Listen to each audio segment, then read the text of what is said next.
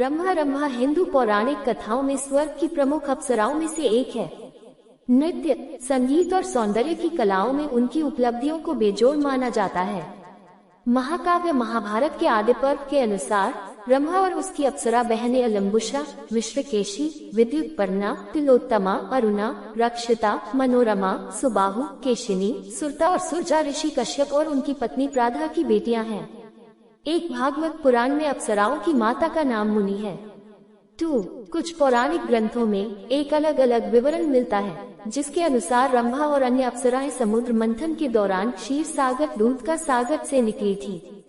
रंभा और अन्य अप्सराओं को अक्सर देवों के राजा इंद्र द्वारा ऋषियों को लुभाने और यह सुनिश्चित करने के लिए भेजा जाता है कि वे आत्मत्याग और तपस्या से दिव्य शक्तियां प्राप्त न करें। 3-4 महाकाव्य रामायण के बालकांड में वर्णन है कि इंद्र द्वारा रंभा को विश्वामित्र की तपस्या को भंग करने का निर्देश दिया जाता है, जो एक ऋषि थे जिन्हें पहले मेनका नामक एक अन्य अप्सरा ने बहकाया था। यह महसूस करते हुए कि इंद्र ने उन्हें लुभाने के लिए एक और अप्सरा भेजी थी, क्रोधित विश्वामित्र ने उसे 10,000 वर्षों तक एक चट्टान में बदलने का श्राप दिया, जब तक कि कोई ब्राह्मण उसे श्राप से मुक्त नहीं कर देता। रंभा को यक्ष के राजा कुबेर के पुत्र नलकुबरा की पत्नी के रूप में वर्णित किया गया है। 1. रामायण के उत्तरकांड में लंका के राजा और कुबेर के सौतेले भाई रावण ने रंभा को एक पहाड़ पर देखा और उसकी सुंदरता पर मोहित हो गया। उसने अपनी वासना को पूरा करने के लिए उससे संपर्क किया, लेकिन उसने खुद को उसकी बहू बताकर विरोध किया।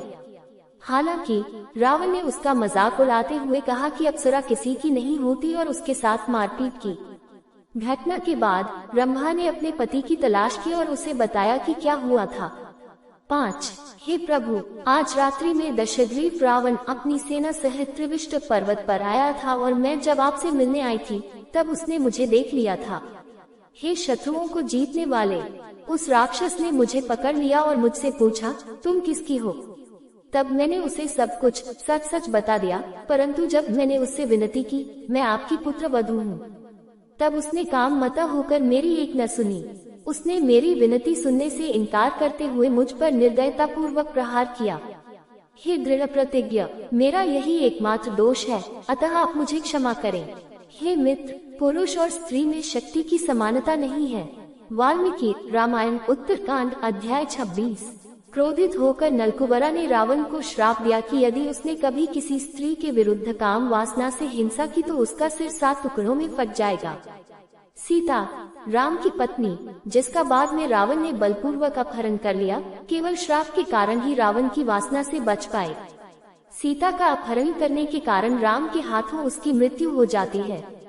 रंभा को काव्य कविता श्रृंगराज निर्णय शाब्दिक अर्थ प्रेम और ज्ञान के बीच का अंतर में चित्रित किया गया है, जहां उसे शुक नामक एक युवा ऋषि को बहकाने के लिए भेजा जाता है, लेकिन इसके बजाय वह उसके साथ बातचीत करती है।